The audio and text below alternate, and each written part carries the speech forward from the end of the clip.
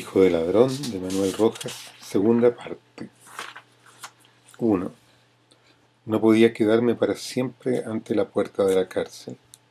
El centinela me miraba con insistencia y parecía entre curioso y molesto. Curioso porque era yo un raro excarcelado. En vez de irme a grandes pasos corriendo si era posible, me quedaba frente a la puerta, inmóvil, como contrariado de salir en libertad. Y molesto porque mi figura no era de ningún modo decorativa, y ya es suficiente ser gendarme de un edificio como aquel para que además se le plante allí un ser macilento y mal vestido, sin miras de querer marcharse. La verdad, sin embargo, es que de buena gana habría vuelto a entrar. No existía en aquella ciudad llena de gente y de poderosos comercios un lugar, uno solo, hacia el cual dirigir mis pasos, en busca de alguien que me ofreciera una silla, un vaso de agua, un amistoso apretón de manos, o siquiera una palmadita en los hombros. Mi amigo se había ido y con él todo lo que yo tenía en esa ciudad y en ese país. En la cárcel, en cambio, el cabo González me habría llevado a la enfermería y traídome una taza de ese caldo en que flotan gruesas gotas de grasa, o un plato de porotos con fideos, entre los cuales no es raro encontrar un botón, un palo de fósforo o un trocito de género, objetos inofensivos, aunque incomibles, que no sorprenden más que a los novatos. Y allí me habría quedado en cama una semana o un mes, hasta que mis piernas estuvieran firmes y mi pulmón no doliera ni sangrara al toser con violencia. Pero no podía volver. Las camas eran pocas y el terrible había recibido, por amores contrariados, una puñalada en el vientre. Necesitaba esa cama. Estaba más o menos bien y la libertad terminaría mi curación. Estás libre. Arréglatelas como puedas. Miré a mi alrededor. Desde el sitio en que me hallaba veía la ciudad casa por casa, ya que la cárcel estaba situada de tal modo que desde su puerta, desgraciadamente nada más que desde su puerta, se ofrecía un paisaje amplio, con el mar alejándose hacia el horizonte. Los barcos fondeados en la bahía parecían menos que anclados, posados sobre el agua. Los botes pequeños y negros se movían con lentitud y seguridad, y los remolcadores, inquietos y jactanciosos, atravesaban la bahía de acá para allá, haciendo sonar sus campanas y pitos. Larga era la ciudad, más que ancha, y sus calles seguían la dirección de la playa o se volcaban en ella. Empecé a bajar, y mientras lo hice, fue reconstruyendo en la mente la parte de la ciudad que más reconocía y que se limitaba al barrio que rodea al puerto. Lo había frecuentado mientras estuve en libertad y vagado días enteros por sus calles de una cuadra o a lo sumo de 2 de longitud. Allí debía ir y allí o desde allí buscar donde encontrar reposo y alguno que otro bocado. El puerto era sin duda un buen lugar, un precioso lugar en el que uno podía pasarse una hora, un año o un siglo sin darse cuenta de que pasaba. No se sentía urgencia alguna y hasta las más primordiales necesidades, como comer, por ejemplo, o dormir, parecían olvidarse, amenguarse, por lo menos sin contar con que en la plaza o en el muelle se podía dormir, sentado, claro está, y en cuanto a comer no tenía uno más que atravesar la plaza y entrar, si poseía dinero, a un restaurante, echarse al coleto un plato de carne o de porotos, y volver enseguida al muelle o a la plaza a retomar el mismo pensamiento, el mismo ensueño o el mismo recuerdo, con más vigor ahora, y si no fuese porque uno tiene huesos, tejidos y músculos, y esos malditos músculos, tejidos y huesos necesitan alimentarse y desentumecerse, podría uno sentarse allí hasta el fin de sus días. esperando o no esperando nada, un trabajo, un amigo o simplemente la muerte. Y cuando llega el momento en que es preciso irse, ya que es imposible quedarse, pues hace frío y está uno agarrotado y debe pensar, a pesar suyo, en la comida, en el alojamiento o en el trabajo, se da cuenta de que el ser humano es una poquilla cosa, trabajada por miserables necesidades. Vamos andando a la dichosa comida, al maldito alojamiento, al jodido trabajo. Sí, el puerto era un buen sitio, pero era un buen sitio si se tenía salud y dinero, aunque no se tuviese trabajo, pues cuando uno tiene dinero y salud, ¿para qué diablos necesita trabajo? Pero no tenía ni la una ni el otro, y ni siquiera tenía domicilio. Viví, mejor dicho, dormí mientras estuve en libertad, en esos dormideros en cuyas habitaciones no hay más que un duro lecho y unos clavos en la pared. Nada de lavatorios ni de baños y nada tampoco de frazadas o de sábanas. Sábanas no hay a ningún precio, y en cuanto a frazadas, si eres tan delicado que necesitas taparte con algo para dormir, págalas extra.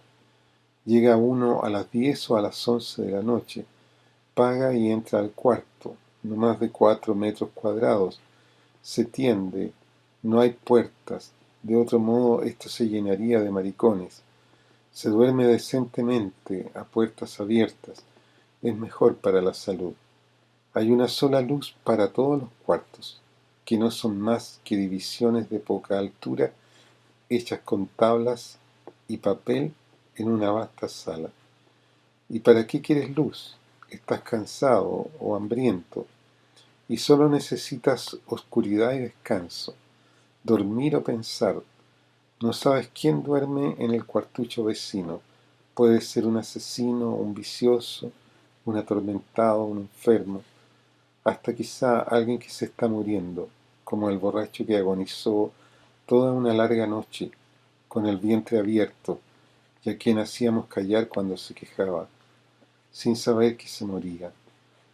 De todos modos, déjalo estar, querrá morir tranquilo o no, y para eso no necesita luz ni compañía.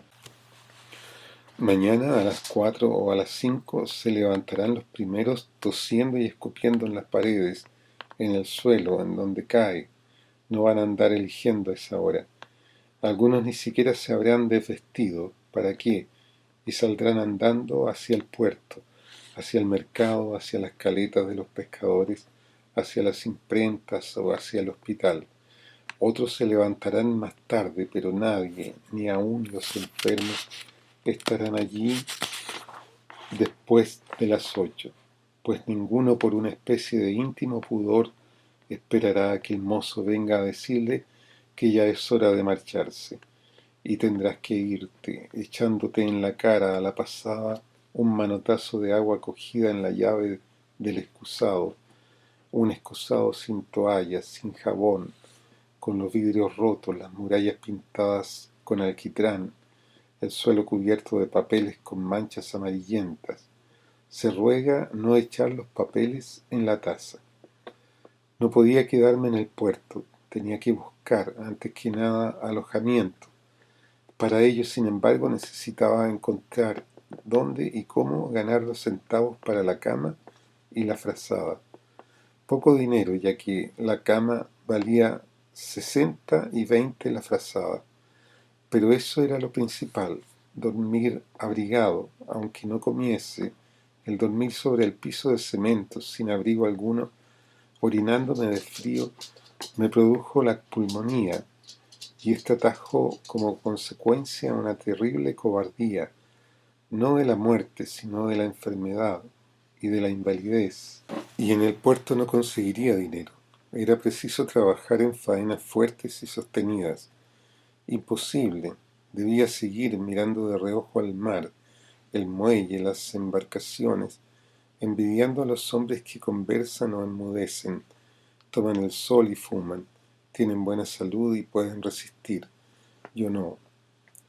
Avancé por una calle y luego por otra, sorteando los grupos de hombres que esperan se les llame a cargar o a descargar, a limpiar o a remachar, a aceitar o a engrasar, a arbolar o a desarbolar, a pintar, enmaderar o raspar, pues ellos pueden enmaderar y raspar, pintar, desarbolar o arbolar, engrasar o aceitar, remachar y limpiar, cargar y descargar el universo entero, con estrellas, soles, planetas, constelaciones y nebulosas, con solo pagarles un salario que les permita no morirse de hambre y proporcionarles los medios de llegar al sitio necesario, insistentes y pequeños hombrecillos, constructores de puertos y de embarcaciones, extractores de salitre y de carbón, de cobre y de cemento, tendedores de vías férreas, que no tienen nada, nada más que la libertad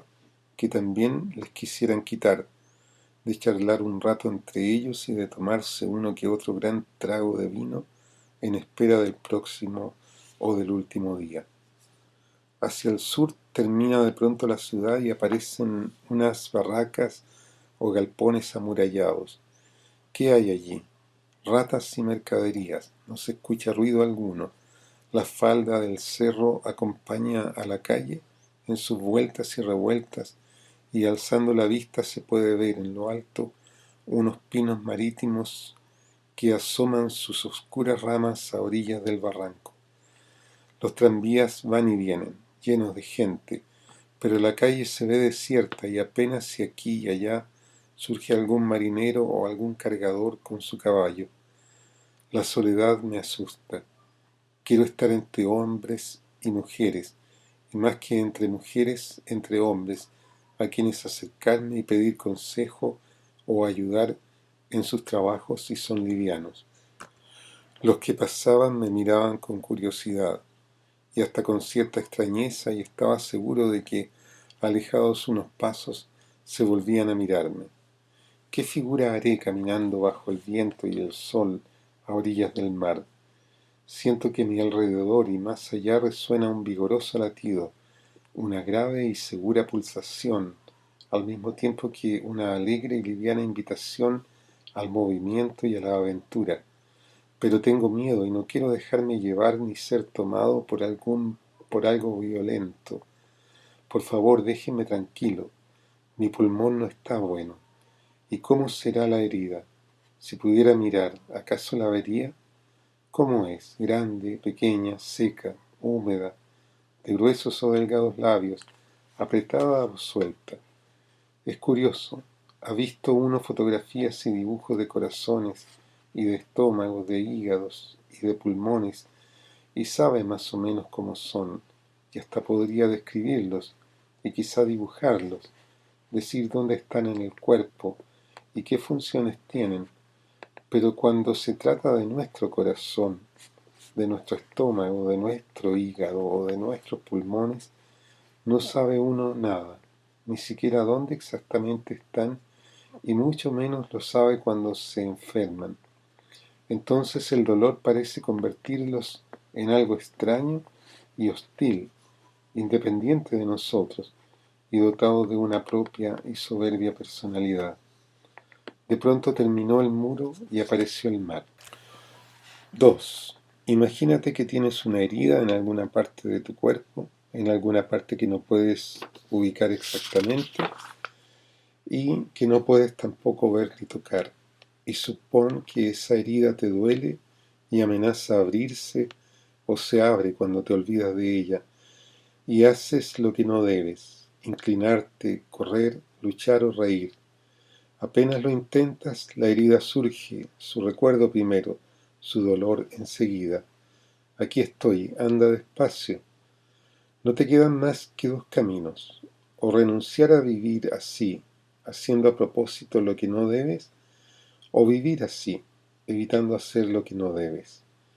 Si eliges el primer camino, si saltas, gritas, ríes, corres o luchas, todo terminará pronto. La herida, al hacerse más grande de lo que puedes soportar, te convertirá en algo que solo necesitará ser sepultado y que aún podría pasarse sin ese requisito. Si esto ocurre, querrá decir que tenías un enorme deseo de vivir y que, exasperado por la imposibilidad de hacerlo como querías, preferiste terminar. Y esto no significará de ningún modo heroísmo. Significará que tenías una herida, que ella pudo más que tú y que le cediste el sitio. Si eliges el segundo camino, continuarás existiendo. Nadie sabe por cuánto tiempo. Renunciarás a los movimientos marciales y a las alegrías exageradas, y vivirás como un sirviente alrededor de tu herida, cuidando que no sangre, que no se abra, que no se descomponga. Y esto, amigo mío, significará que tienes un enorme deseo de vivir y que, impedido de hacerlo como deseas, aceptas hacerlo como puedas, sin que ello debe llamarse, óyelo bien, cobardía. Así como si elegiste el primer camino, nada podría hacer suponer que fuiste un héroe. Resistir es tan cobarde o tan heroico como renunciar. Por lo demás, las heridas no son eternas, y mejoran o acaban con uno, y puede suceder que después de vivir años con una, sientas de pronto que has cicatrizado y que puedes hacer lo que todo hombre sano hace, como puede ocurrir también que concluya contigo, ya que una herida es una herida, y puede matar de dos maneras, por ella misma o abriendo en tu cerebro otra, que atacará sin que te enteres tu resistencia para vivir. Tú tienes una herida, supongamos en un pulmón, en el duodeno, en el recto o en el corazón, y quieres vivir y resistes, no te doblegas, aprietas los dientes, lloras, pero no cedes y sigues, aunque sea de rodillas, aún arrastrándote, llenando el mundo de lamentaciones y blasfemias, pero un día sientes que ya no puedes resistir, que tus nervios te sueltan, que tus rodillas y tus piernas no te soportan, se doblegan. Caes entonces, te entregas a la herida y te absorbe. Es el fin, una herida se ha juntado a la otra, y tú que apenas podías aguantar una, no puedes con las dos. No sé si conocerás algunos nudos marinos. Es posible que no. Como la mayoría de los mortales, conocerás solo un ejemplar de cada cosa u objeto, y al oír hablar de nudos recordarás nada más que el de rosa, sin que ello significa que lo sepas hacer bien. No se necesita saber muchas cosas para vivir. Basta con tener buena salud. Hay un nudo marino llamado de pescador que recuerda lo que te estoy diciendo. Está constituido por dos hechos que, siendo semejantes, ocurren aisladamente y que mientras están aislados no son peligrosos. El peligro está en su unión. Toma un cabo, una piola, por ejemplo, o un vaivén, y haz sobre otra piola o sobre otro vaivén, tomándolo, un nudo ciego. Ese único nudo que sabes hacer correctamente sin apretarlo demasiado y sin dejarlo suelto, que muerda, como se dice, y con el extremo de la piola sobre la cual has hecho ese nudo, haz otro igual sobre la primera y tendrás así dos piolas, unidas por dos nudos ciegos, colocados a una distancia X. En esa situación son inofensivos, peor aún, no sirven para nada, pero el nudo no ha sido hecho aún. Si tomas las piolas o los vaivenes de la parte que está más allá de los dos nudos y tiras separando tus manos, los nudos, obedeciendo al tirón, se aproximarán el uno al otro con una docilidad que quizá te sorprenda en dos nudos que aparentemente no tienen obligación de obedecer a nada. Y si tiras con violencia, verás no solo que avanzan hacia sí con rapidez, sino que más aún con furor, uniéndose como con una reconcentrada pasión. Una vez unidos, no habrá tirón humano o animal que los separe o desate.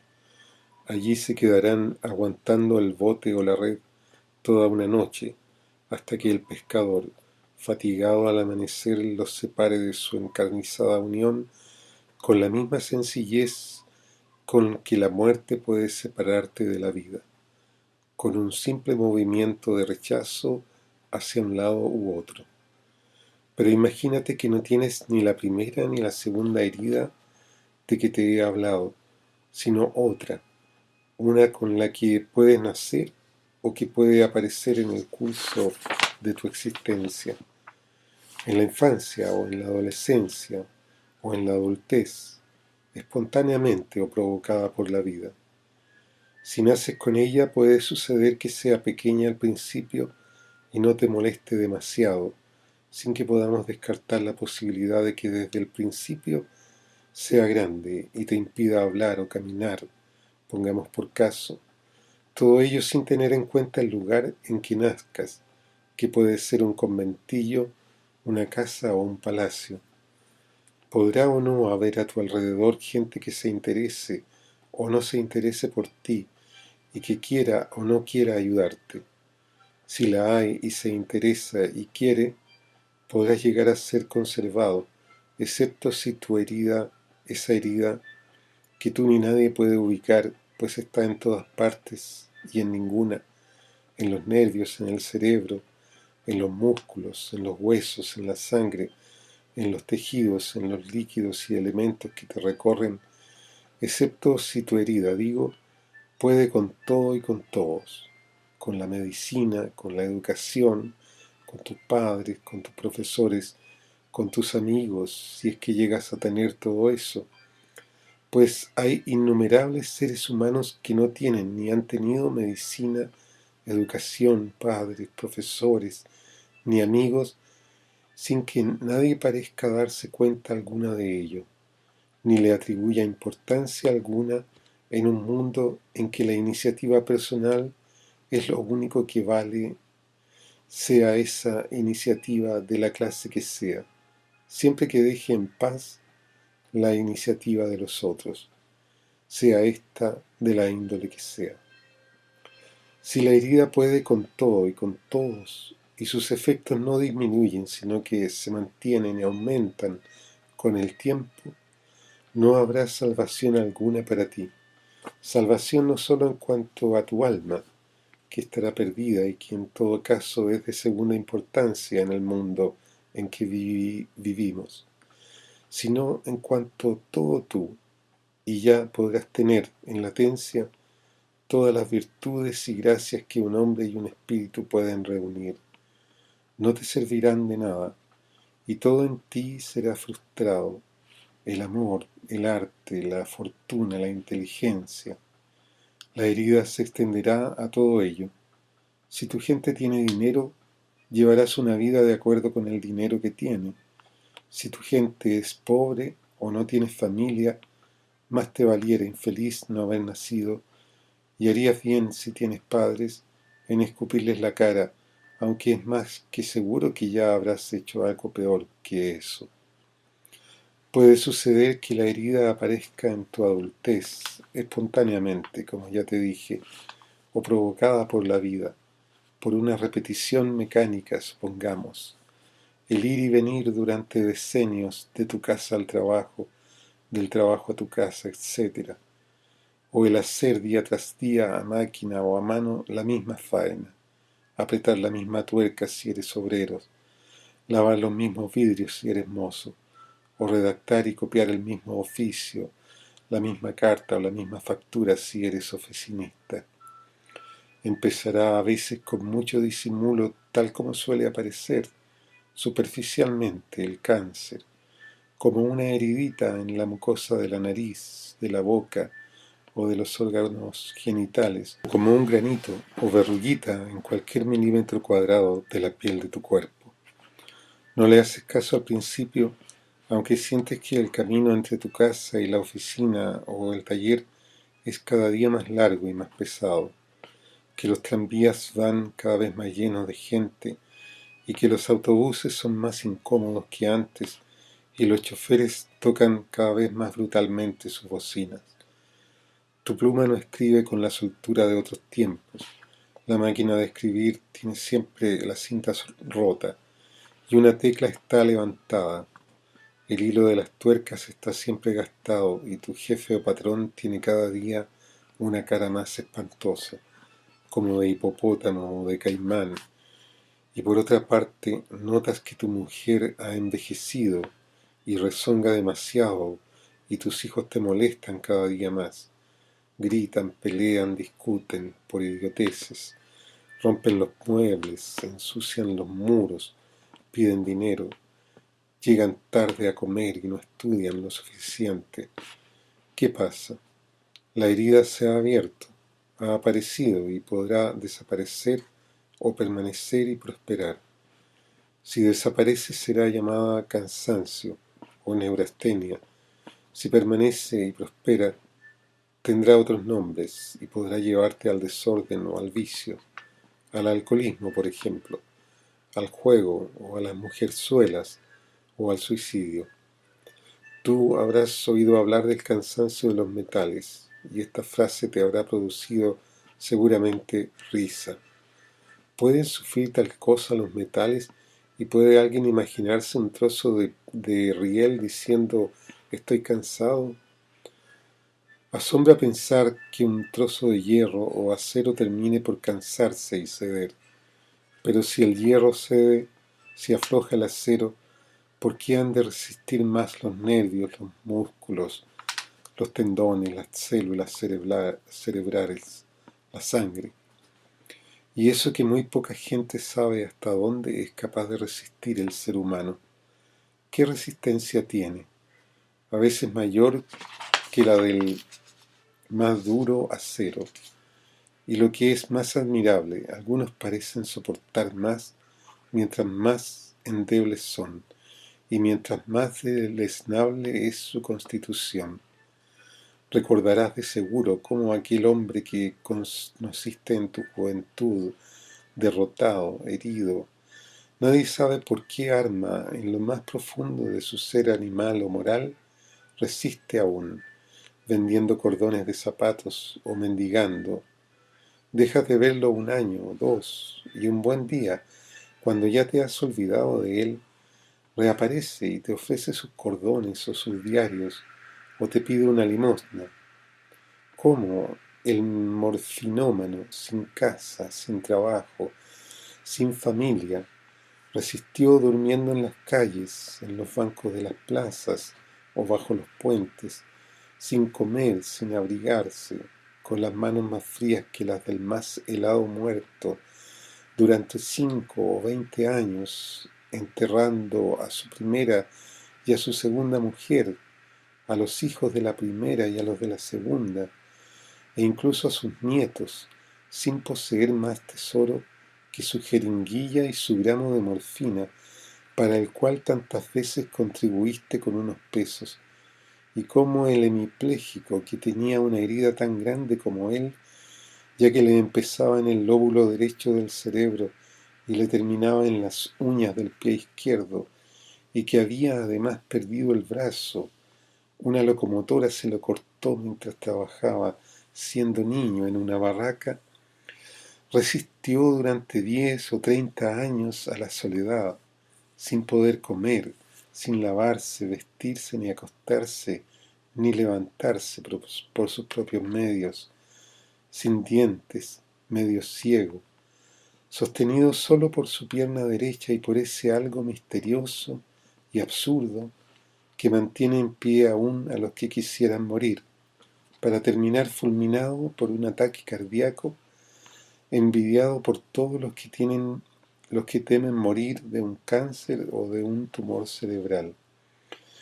Y podrás ver en las ciudades, alrededor de las ciudades, muy rara vez en su centro, excepto cuando hay convulsiones populares, a seres semejantes, parecidos a briznas de hierbas batidas por un poderoso viento, arrastrándose apenas, armados algunos de un baldecillo con fogón, desempeñando el oficio de gasistas callejeros y en compañía de mujeres que parecen haber sido fabricadas por ellos mismos en sus baldecillos, durmiendo en sitios eriazos, en los rincones de las aceras o a la orilla del río, o mendigando con los ojos rojos y legañosos, la barba grisácea o cobriza, las uñas duras y negras, vestidos con andrajos color orín o musgo, que dejan ver por sus roturas trozos de una inexplicable piel blanco azulada,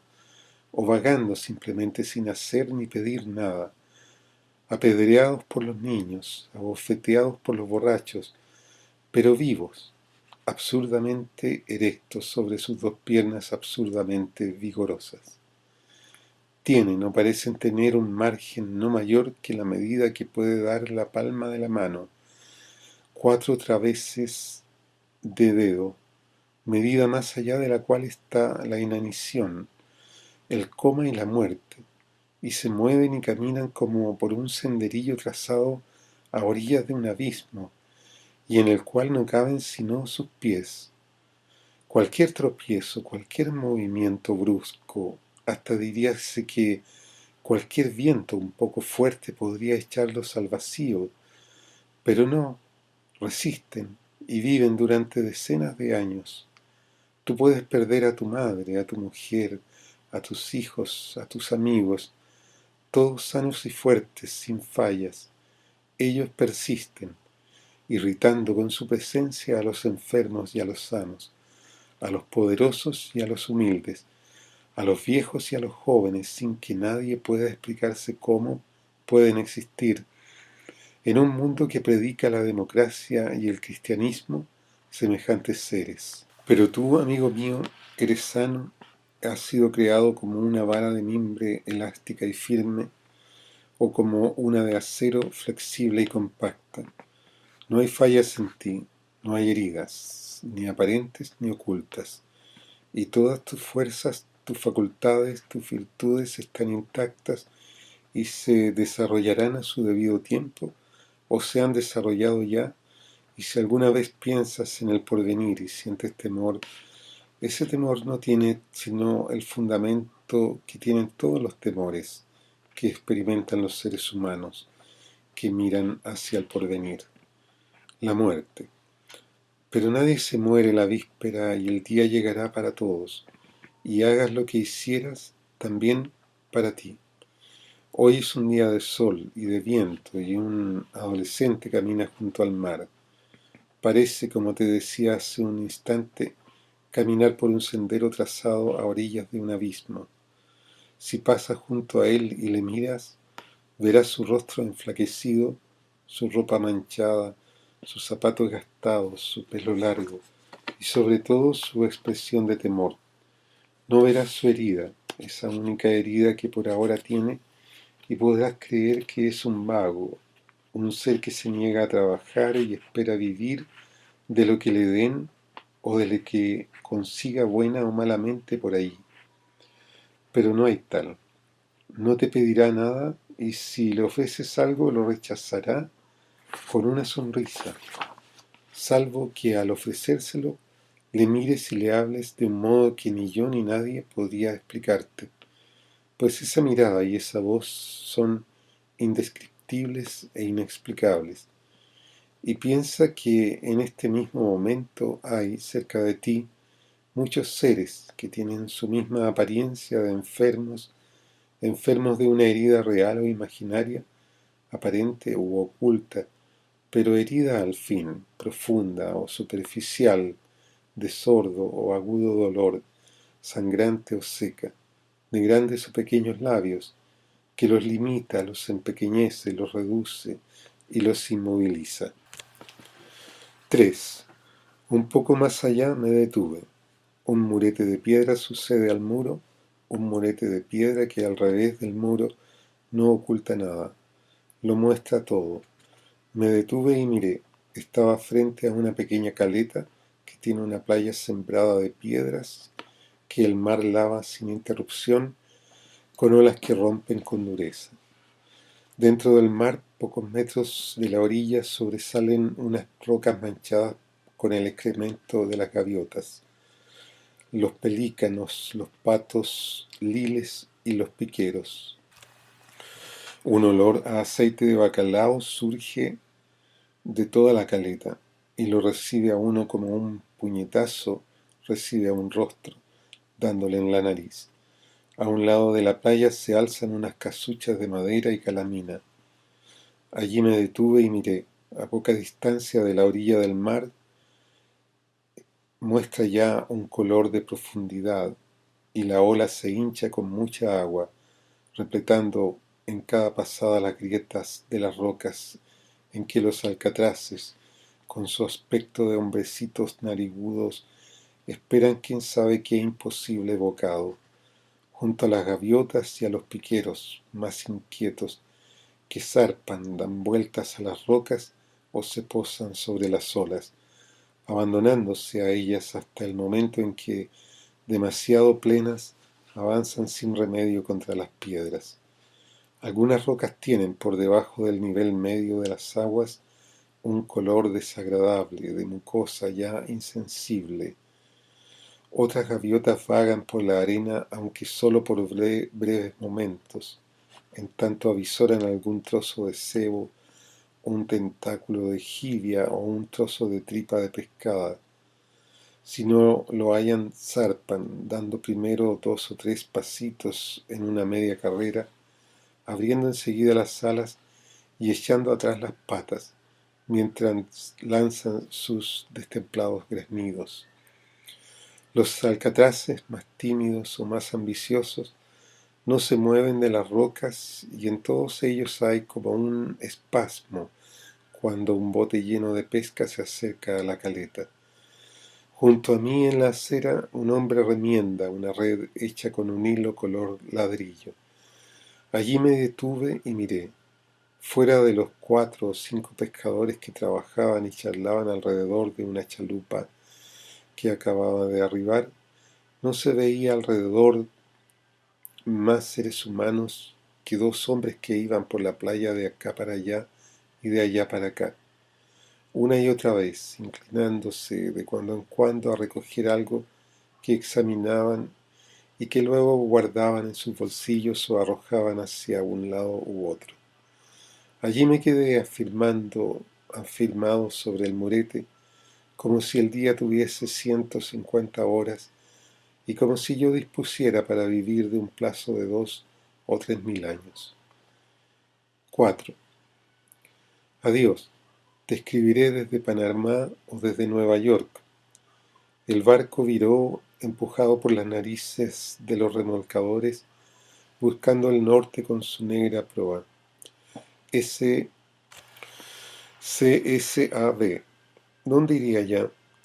12 nudos, 14 quizá, balanceándose de babor a estribor y cabeceando de popa a proa.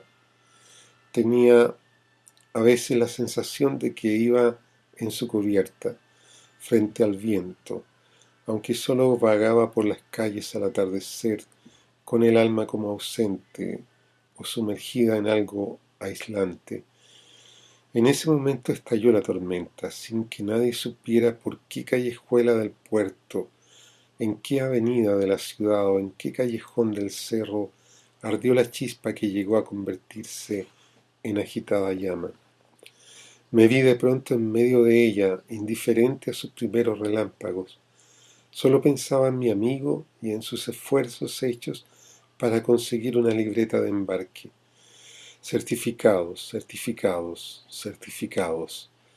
Pero ¿por qué mis padres al engendrarme no añadieron a mis órganos un certificado que me sirviera para siempre como la vejiga o la nariz?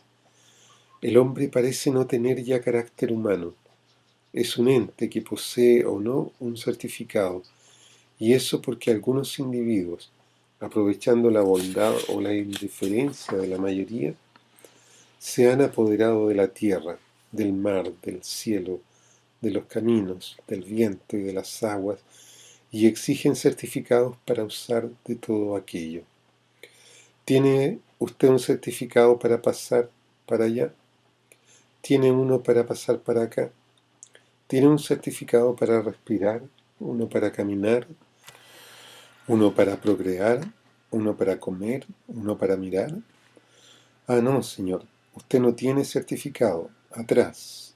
Entiérrese por ahí y no camine, no respire. no procree, no mire. El que sigue tampoco tiene. Están en todas partes y en donde menos se espera, en los recodos de las carreteras, en los rincones de los muelles, en los portezuelos de las cordilleras, detrás de las puertas, debajo de las camas, y examinan los certificados, aceptándolos o no, guardándolos o devolviéndolos.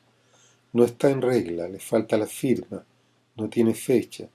Aquí debe llevar una estampilla de 2 pesos, fiscal. Sí, señor, esa fotografía tanto puede ser suya como del arzobispo. Esta firma no tiene rúbrica. Nunca he usado rúbrica, ni falta que me hace. No, señor, ¿cómo se le ocurre? Una firma sin rúbrica es como un turco sin bigotes. Jejeje. Tráigame un certificado y yo le daré otro. Para eso estoy.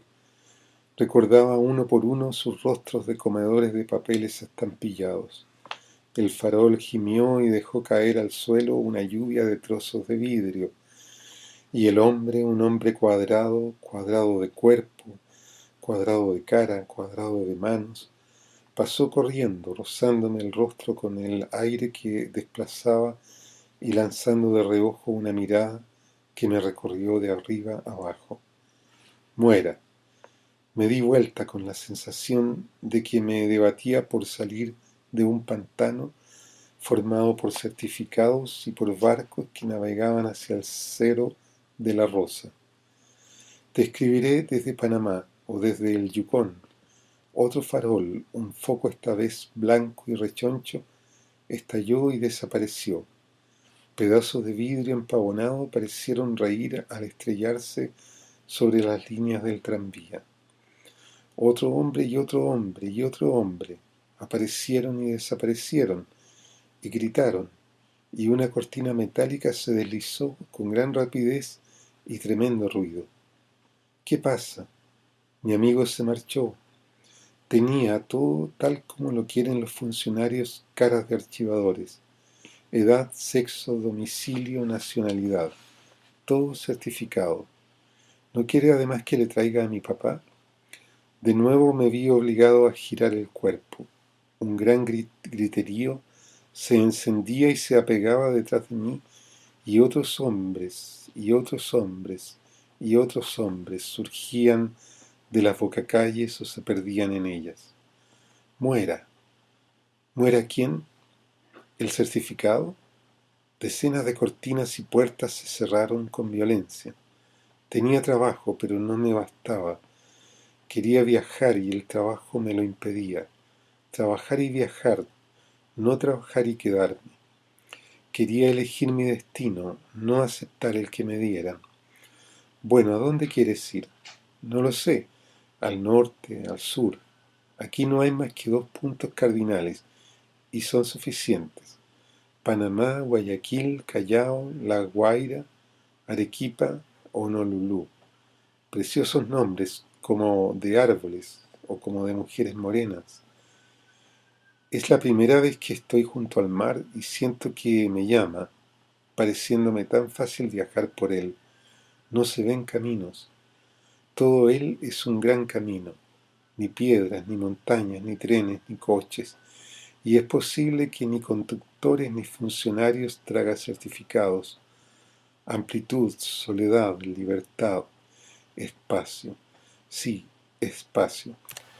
Unos aman un espacio, otros otro espacio. ¿Y cuántas clases de espacios hay? No pude seguir divagando. 20, 30, 50 hombres me rodean.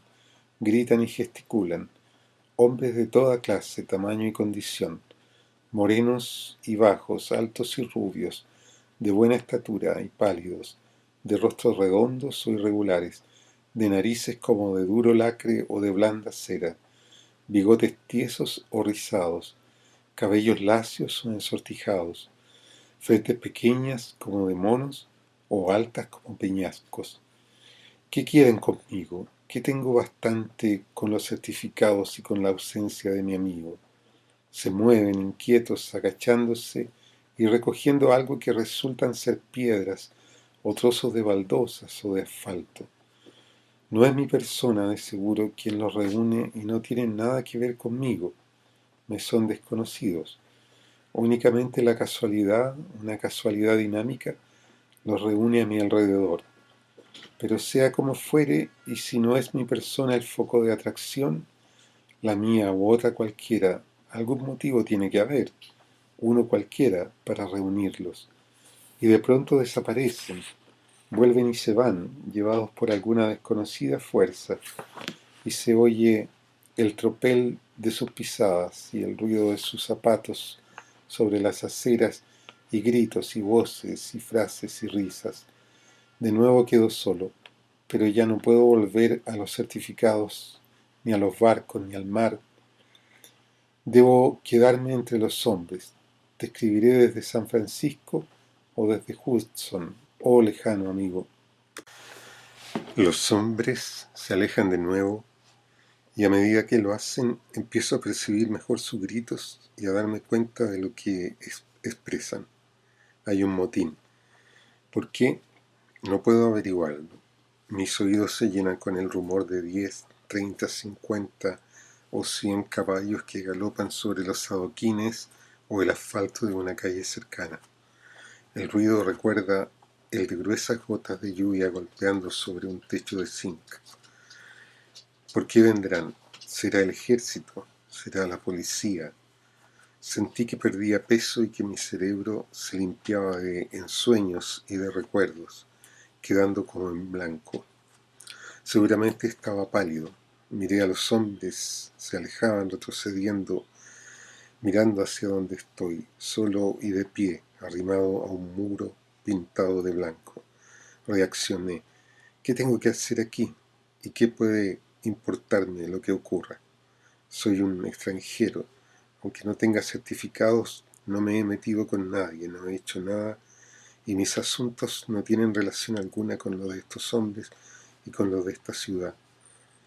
A pesar de eso me acerqué al muro, afirmé en él la espalda, afirmé también las manos, y como si ello no me diera aún la sensación de seguridad y firmeza que buscaba, afirmé también un pie alzando la pierna y doblando la rodilla. Ahí quedé. Córrase, compañerito, ya vienen. ¿Es a mí? Sí, a mí. Un hombre desconocido, delgado, de ropa oscura y rasgos que no distingo bien, grita y mueve las manos con energía, llamándome. Aquello me irrita. ¿Por qué quieren unirme a ellos y por qué debo inmiscuirme con asuntos extraños? Inconscientemente tenía la esperanza de mi extranjería y de mi carencia de intereses en aquella ciudad. Y ello, a pesar de que andando como andaba, mal vestido, sabía lo que podía esperar de la policía o del ejército. En una calle ancha, una avenida con doble calzada y árboles bajos y coposos en ambas aceras. Está oscureciendo. La policía apareció en la esquina y la caballada llenó la calle con una doble o triple fila que avanzó hacia donde estaba la gente y hacia donde estaba yo. Brillaban los metales de los arneses, de los uniformes, de los sables y de las lanzas con banderolas verdes. Precioso espectáculo para un desfile patriótico, nada estimulante para quien está arrimado a un muro, se sabe mal vestido y se siente extranjero en las calles de una ciudad amotinada. Los pechos de los caballos avanzan como una aguja, como una negra ola. Por entre ellos no se podía pasar ni aun siendo brujo. El hombre desconocido vuelve a gritar: «¡Córrase, compañerito!». Su voz está llena como de ternura y de rabia al mismo tiempo. Siento que la próxima vez, si es que hay una próxima vez, me injuriará. «¡Córrete, imbécil!».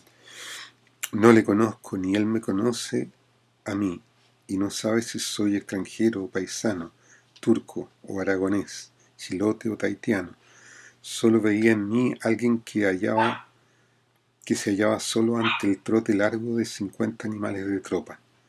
No me resolvía a huir, pero cuando los animales estuvieron unos 30 pasos del ruido, y el ruido de sus cascos y el sonar de los metales se agrandó hasta hacérseme insoportable, y cuando miré la caballada y vi caras bajo los kepis y las manos, pequeñas y negras, en las empuñaduras de los sables y en las astas de las lanzas, de que de quedarme allí no habría ninguna esperanza para mí, y que de nada serviría ser extranjero o nativo, tener o no un certificado. Mi espalda, mis manos y mi pie se apoyaron contra el muro y me despidieron con violencia hacia adelante. Salté y toqué apenas el suelo, mirando de reojo al escuadrón. Uno de los policías venía derecho hacia mí, y hasta me pareció ver que su mano buscaba una buena posición en el asta. Estaba a una distancia ya muy pequeña y por un instante dudé de que pudiera escapar, de no ocurrir algo imprevisto. El lanzazo, si se decidía a herirme con el hierro, o el palo, si quería ser magnánimo, me enterraría de cabeza en el suelo. Giré en el aire y empecé a correr, y en el momento en que lo hacía, los hombres que me rodearon unos momentos antes y que después se alejaron de mí, agrupándose más allá, empezaron también a correr, como si hubieran esperado que lo hiciera yo primero. El hombre delgado y moreno gritó de nuevo, ahora con energía desafiante y alentador: «¡Bravo, compañerito!». Atravieso una bocacalle, corriendo a tal velocidad y tan preocupado de hacerlo que no tengo tiempo de pensar en que puedo torcer por allí y escabullirme en cualquier rincón. He perdido una oportunidad. Felizmente, al atravesar la bocacalle y debido al cambio de pavimento de asfalto a adoquín de piedra, el caballo pierde distancia. Para recuperarla, el policía pone al animal al galope y recupera en parte el espacio perdido. Espacio, sí, espacio. Unos aman el espacio, otros lo odian. No sabía cuántos metros o cuántos pasos me separaban del caballo y solo lo presumía por el sonido de los cascos, que súbitamente se aislaron y resonaron como para mí solo. El hombre, delgado y moreno, mientras corría, no me quitaba ojo. Quizá temía por mí.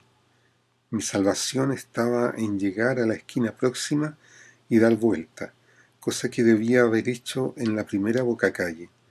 De pronto, unos pasos más allá, el grupo de hombres desaparece como absorbido por una gran fuerza aspirante. ¿Qué hay allí? Vi que el hombre de los gritos no desaparecía junto con los demás, sino que se quedaba en aquel punto mirando la carrera entre el muchacho y el caballo. «¡Corra, compañerito!», gritó de nuevo desesperado y después rabioso. «¡No te lo comas, perro!». La lanza estaría a escasos centímetros de mi cabeza. ¿Cómo era posible que fuera a caer en ese lugar, tal vez herido de muerte, a tantas leguas de mi barrio nativo y lejos de mis hermanos y de mi padre? Forcé un poco más la carrera. Era de seguro lo último que podía exigir a mi corazón y a mis piernas, y en un instante estuve junto al hombre, que me tomó como en el aire y tiró con fuerza hacia sí. No tuve tiempo de girar, y allá nos fuimos los dos, rodando por el suelo. Desde el suelo miré hacia atrás y vi aparecer la lanza y luego la banderola y enseguida el caballo y el jinete, que miró de reojo la presa que se le escapaba. ¿Cómo había podido salvarme? Me levanté y me sacudí. Acesaba. Las filas de caballos y policías pasaron galopando. Miré a mi alrededor. Nos encontramos en un pasillo estrecho y alto de unos 15 metros de largo, cerrado por una muralla pintada de amarillo. Un zócalo oscuro lo remataba. Era el conventillo de la Troya. ¿Podíamos quedarnos en ese sitio? Los hombres del grupo me miraron con simpatía y curiosidad. «No nos quedemos aquí», gritó el hombre desconocido. «Si dan la vuelta, nos van a cerrar la salida. ¡Vamos!». Corrimos de nuevo. Éramos como unas 30 personas. Giramos frente a la muralla y desembocamos en el patio del conventillo, que iba de calle a calle. Metíamos ruido al correr y los hombres, además, gritaban. Algunos vecinos abrieron sus puertas y ventanas. ¿Qué pasa? Gritos. Quieren subirlos a 20. Mueran. Hasta muy entrada de la tarde ignoré de qué se trataba, qué era lo que se pretendía subir a 20 y quiénes debían morir. En aquel momento, por lo demás, no me interesaba averiguar nada. Lo único que quería era asegurarme de que la triple hilera de caballos y policías, con sus lanzas y sables, había seguido corriendo y desaparecido. Algunos vecinos se unieron a nosotros. Mientras corría observé a mis compañeros. A juzgar por sus ropas eran obreros y se les veía transpirando, anhelantes, aunque no cansados. La pelea empezaba. El hombre desconocido, delgado y moreno, corría al lado mío y me habló. Tuvo miedo, me encogí de hombros y sonreí, jactancioso. ¿De qué? Hizo un gesto vago. Creí que el policía lo iba a alcanzar y ya me parecía verlo caer de punta al suelo. ¿Por qué no corría? Repetí el gesto. No había podido explicar por qué no huí desde el principio y por qué lo hice después. Estaba fuera de mí, como estaba fuera de mí el ir corriendo junto a ellos. La vanguardia del grupo llegó al extremo del patio y los hombres, deteniéndose en la acera, gritaron levantando los brazos y cerrando los puños. Mueran los verdugos del pueblo. El farol gimió como un hombre a quien se da un puñetazo en el estómago y dejó caer como un vómito una lluvia de vidrios. Otro farol cercano le acompañó. Cuidado, ahí vienen. Cuando llegué a la puerta, la policía cargaba de nuevo y hubo de seguir corriendo. Debería estar haciéndolo todo el día. Había entrado a Chile bailando dentro de un vagón lleno de animales. No era suficiente. Lo hice despacio, sin embargo, dándome tiempo para recuperarme, hasta llegar a la primera esquina, en donde doblé dirigiéndome hacia la avenida en que me cogiera la tormenta. El grupo se desperdigó.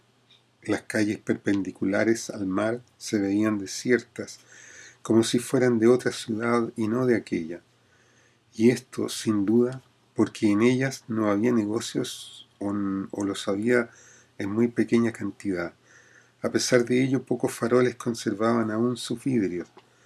Las paralelas a la playa, en cambio, estaban llenas de gente, sobre todo la avenida a que llegué, en donde ardía en pleno fuego la violenta llama. Ya no eran 50, sino 500 o 1500 los hombres que llenaban la cuadra en que me sorprendiera la carga ante la caballería policial. Habían bajado quién sabe desde qué cerro y por qué callejones o quebradas. Lecheros o Calahuala, las Violetas o la cárcel, el Varón o la cabritería, o quizá surgido de los talleres del dique, de los barcos, de las chatas. Algunos llevaban aún su saquillo con carbón o leña y se veía a varios con los pantalones a media pierna, mostrando blancos calzoncillos. Otros iban descalzos y un centenar de ellos bullía alrededor de 2 tranvías que eran destruidos centímetro por centímetro. Primero los vidrios que la gente pisaba y convertía al fin en una especie de brillante harina. Luego los asientos, los marcos de las ventanillas, los focos. Pero un tranvía es dura presa, y sobre todo aquellos como de hierros con imperial, hechos de gruesos latones y tubos pintados de un color ocre que les da, no sé por qué, una grave sensación de dureza. Ya no quedaba de ellos sino lo que puede destruir un soplete oxídrico o un martillo pilón. La muchedumbre fluctuaba como una ola, moviéndose nerviosamente, rostros, cuerpos, piernas, brazos.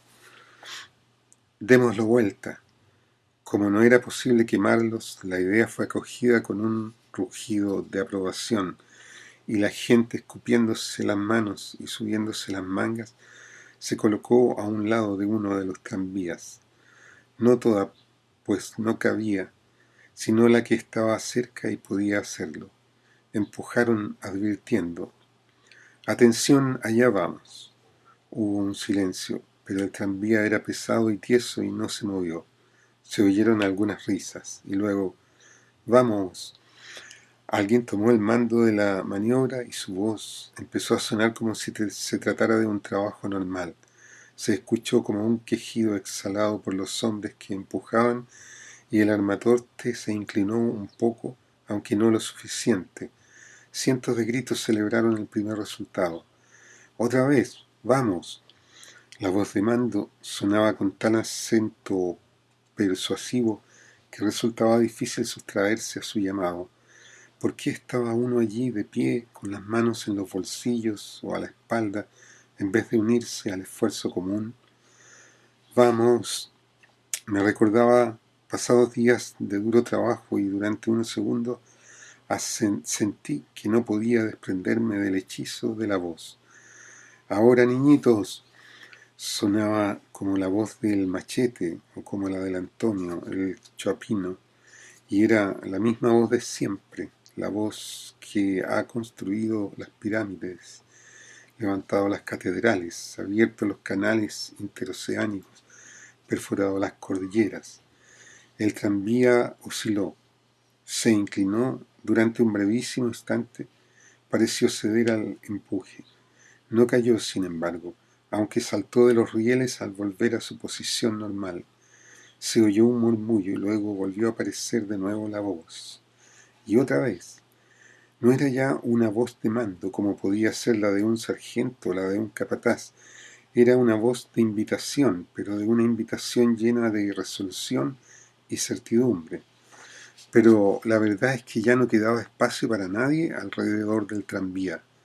Algunas personas no podían empujar más que con un solo brazo. Centenares de ojos miraban y otras tantas voces gritaban. Con otro empujón cae.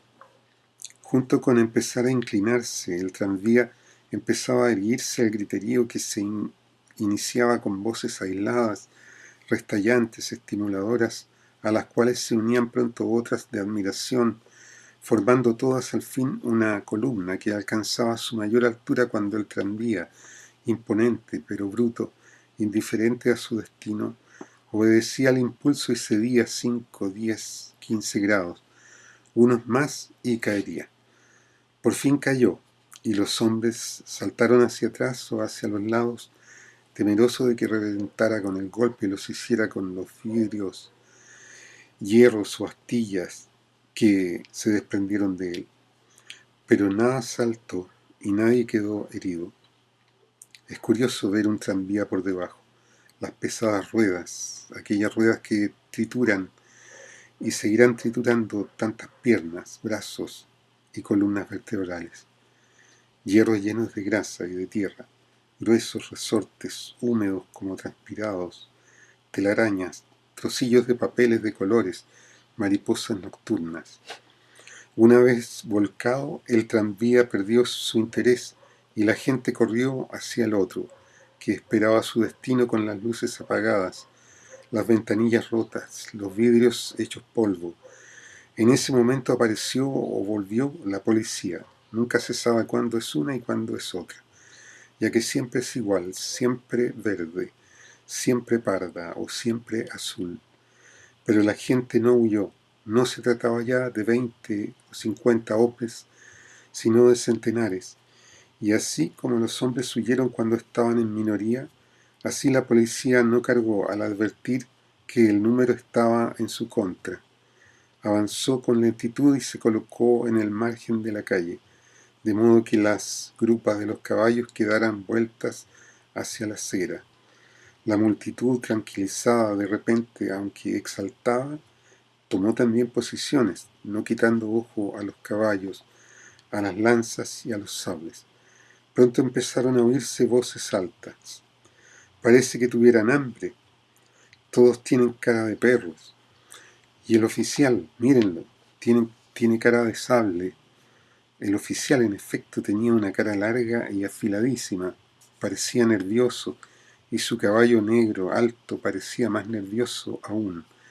Se agitaba, agachando y levantando una y otra vez la cabeza. ¿Qué esperan? ¿Por qué no cargan ahora perros? Para eso les pagan.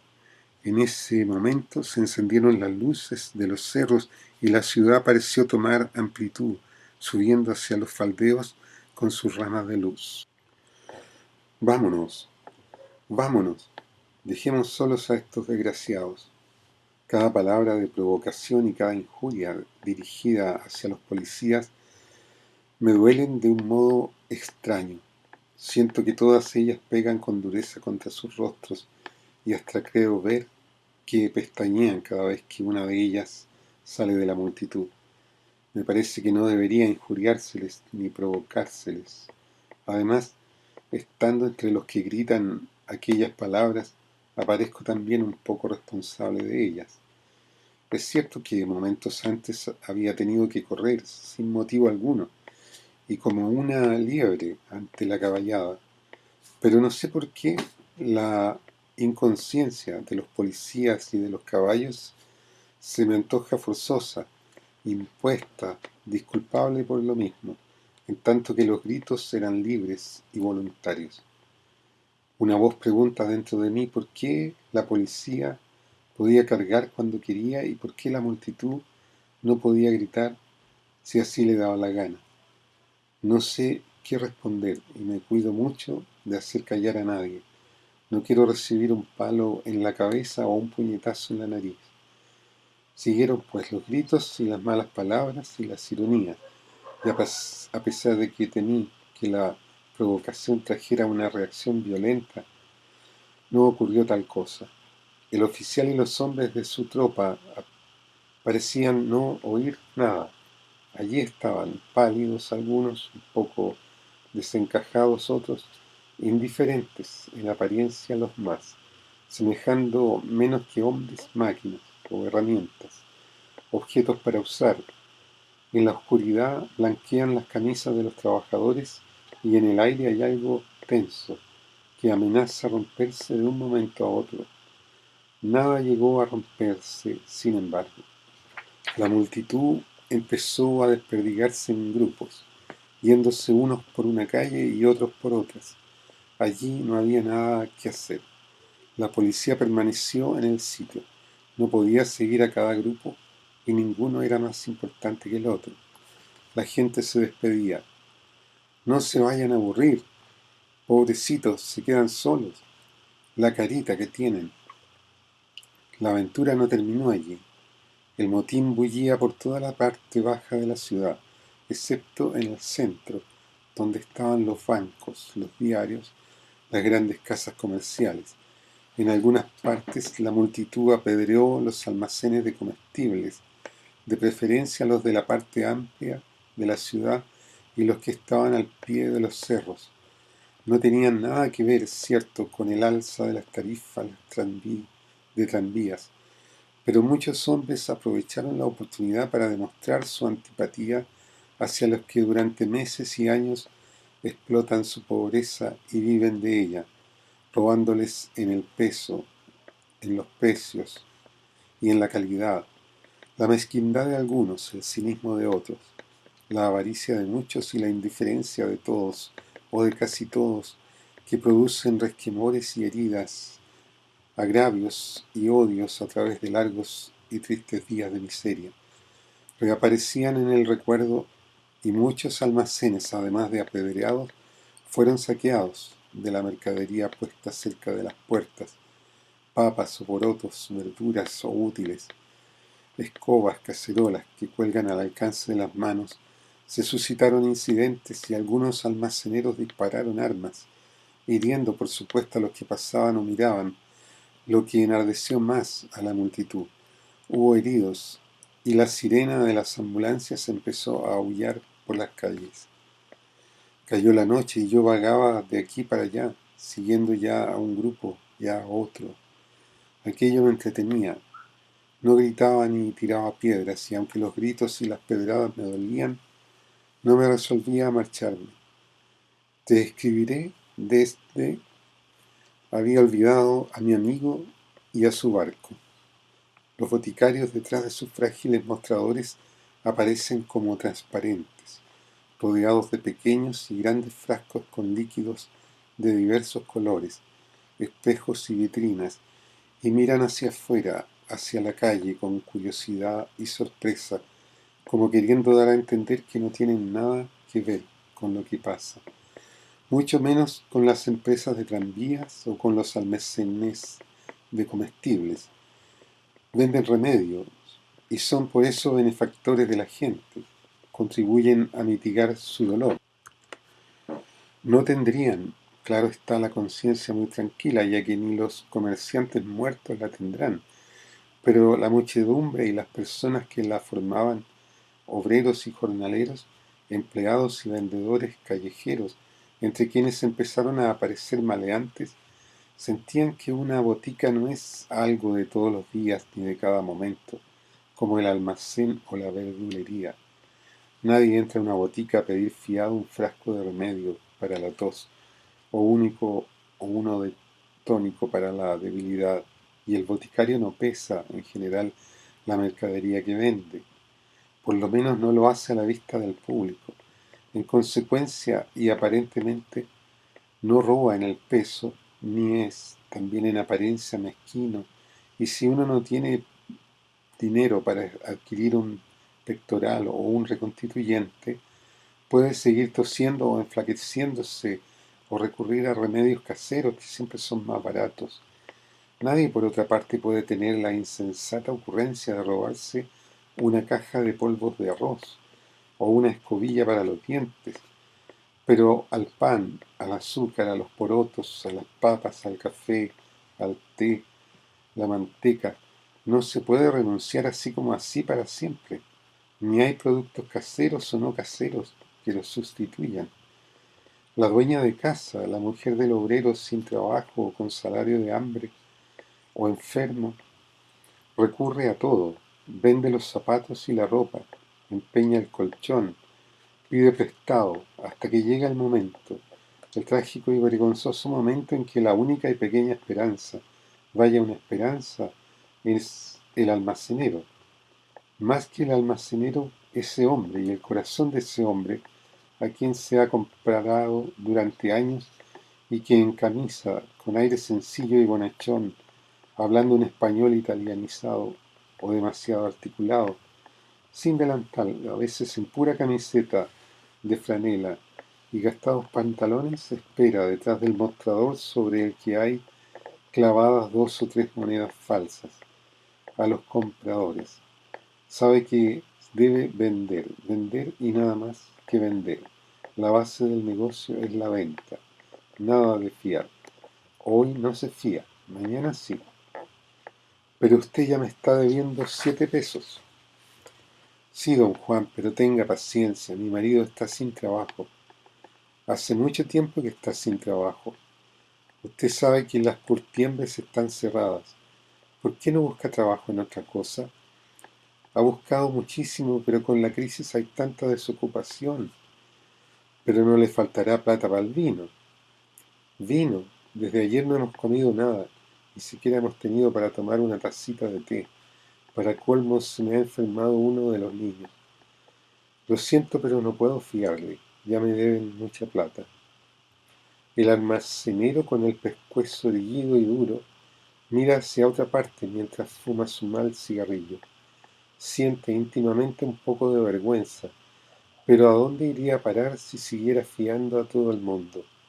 Él también debe vivir.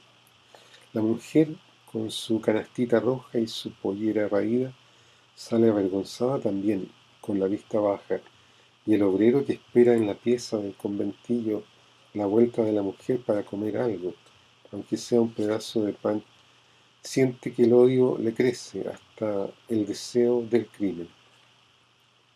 Despachero, hijo de tal por cual, algún día. Ese día llega algunas veces y este era uno de ellos. Los boticarios, en cambio, cubiertos con sus delantales impecables y rodeados de vidrios, aparecen abstractos, casi deshumanizados, y como dentro de un frasco. No cerraban como la mayoría de los negocios, esperando, a pesar de su apariencia irreal, obtener alguna utilidad de aquel motín.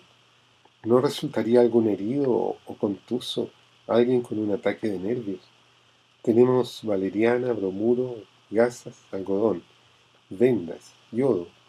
Las verdulerías, fruterías, carnicerías y panaderías cerraron al mismo tiempo que los almacenes, y los demás negocios, aun aquellos que no podían temer ni esperar nada de una revuelta callejera, como las talabarterías o las barracas de madera o de fierro. ¿Quién iría a comprar en esos momentos una montura o una viga? ¿A quién se le ocurriría robarlas? Cerraron también a piedra y lodo.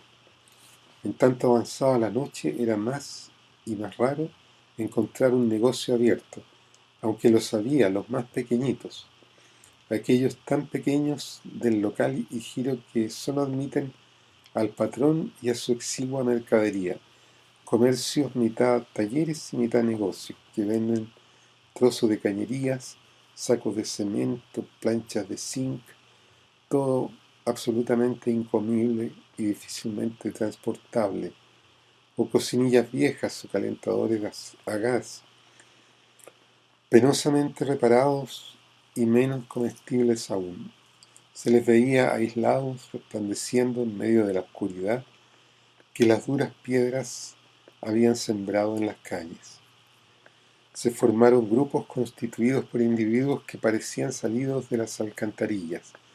Algunos se habrían podido tomar por enormes ratas, barbudos, astrosos y de ojos brillantes, llenos de vida, inquietos, que no gritaban ni rompían faroles y que al parecer no sentían odio ni amor por nadie, pero que se apoderaban con una asombrosa rapidez casi animal de cuanto se hallaba al alcance de sus manos.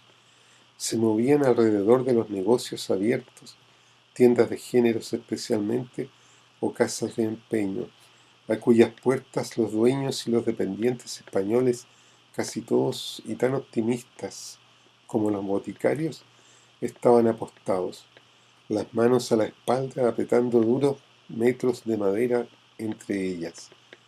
Hubo algunos choques entre los grupos y en uno de ellos apareció de nuevo el hombre cuadrado, cuadrado de cuerpo, cuadrado de manos, cuadrado de cara, un hombretón formidable, como hecho de una sola y gruesa viga que tuviera varios y apretados nudos y que capitaneaba una banda de obreros que se enfrentó de pronto a otra banda, una de aquellas de procedencia subterránea, que saqueaba una cigarrería atendida por una mujer. El hombre cuadrado, con una voz que dominó el tumulto, gritó: «No, compañeros, no somos ladrones, dejen eso ahí». La mujer de la cigarrería lanzaba algunos gritos. Algunos de los hombres de las alcantarillas huyeron, otros más tranquilos se quedaron. «¿Qué pasa?», preguntó uno de ellos fríamente. Llevaba una sucia y corta barba y su ropa estaba hecha jirones y lustrosa. Daba la impresión de un cuchillo mellado y lleno de orino sebo, pero peligroso. El hombre con aspecto de herramienta de carpintero se acercó a él y le gritó, lleno de pasión y casi golpeándole el pecho con el puño: «¿Qué pasa? ¿No andamos robando y los ladrones no tienen nada que hacer acá?». El hombre cuchillo pestañeó, pero permaneció en el sitio. Volvió a preguntar siempre fríamente: «¿Y qué te importa? ¿Eres de la policía?». La gente empezó a agruparse y los hombres ratas que habían huido regresaron y rodearon a su compañero, quedando frente a frente las dos bandas. El hombre mazo dijo: «No soy de la policía, pero tampoco quiero que nos echen la culpa de lo que hacen los sinvergüenzas como tú. Somos trabajadores y no rateros, ¿entiendes?». Sentí gran admiración por el hombre cuadrado y me acerqué a su grupo. Por mi parte, aunque el hombre de los cauces se hubiera llevado la cigarrería con vendedora y todo, Jamás me habría atrevido a decirle una palabra suya, una mirada de sus brillantes ojos me habría hecho huir. Pero el hombre mazo los conocía y no les temía, más aún parecía despreciarlos. El hombre cuchillo no sabía qué diferencia hay entre un trabajador y un ratero, y no se inmutó ante el insulto. Tal vez ningún insulto podía ya inmutarle. Siguió mirando inmóvil al hombre herramienta. El uno era cuadrado y duro, el otro afilado y resbaladizo. Habría cabido por donde no habría podido caber el otro, quien a su vez habría podido echar abajo lo que el otro no habría podido sujetar. Por fin habló. ¿Y qué hay con eso? No era una contestación, pero era un desafío. El hombre mazo agregó: nunca le han trabajado a nadie y roban a todo el que pueden, a los pobres en los conventillos y a los borrachos, a las viejas y a los chiquillos. Ni siquiera son ladrones, no son más que inmundos rateros. La voz del hombre cuadrado, llena, fuerte, recurría al otro hombre de arriba abajo, por sus parches y roturas, su grasa y sus jirones. No contestó, no tenía indudablemente condiciones polémicas y por lo demás no habría podido responder con más o menos lógica y con más o menos buenas palabras al chaparrón del hombre mazo, quien al contrario parecía no amedrentarse ante la perspectiva de una discusión sobre el trabajo y el robo o sobre el trabajo y el capital. El hombre mellado y filudo no tendría, sin embargo, para esos casos, más que dos reacciones traducibles en palabras. La primera, de pregunta o de respuesta. ¿Qué te pasa? No quiero. La segunda sería un insulto y después ya no habría más que la frase muscular, la cuchillada o el puñetazo. Pero aquella noche no se encontraba entre gente a quien pudiera tomar desprevenida. El hombre cuadrado sabía con quién trataba y no se dejaría sorprender. Apenas el hombre rata hiciera un movimiento sospechoso, se le echaría encima y le acogotaría. El proletariado, sin embargo, nunca sabe de dónde vendrá el golpe, ya que el golpe le puede venir de todos lados. Uno de los rateros se colocó sin que nadie se diera cuenta en el flanco del hombre cuadrado. Saltó, algo brilló en el aire y descendió sobre la cabeza de aquel, golpeándole. El hombre vaciló, aunque no cayó. Casi en el mismo momento y cuando el ratero iniciaba, junto con los demás, la retirada, uno de los obreros lo alcanzó con un palo en el parietal derecho. Se oyó un ruido seco y el ratero se fue de bruces, como si hubiera tropezado. Calzaba alpargatas y estas rotas, separada ya la tela de la planta de cáñamo, dejaban ver unos talones como de rata. Hubo un segundo de vacilación. El hombre de herramienta, callado ahora, se había sacado el sombrero y se tanteaba la cabeza, de donde manaba abundante sangre. El hombre cuchillo, que había también iniciado la fuga, se detuvo indeciso al sentir el golpe y ver caer a su compañero. Los trabajadores avanzaron. Iban casi todos armados de palos y eran hombres fuertes, cargadores del puerto o carpinteros.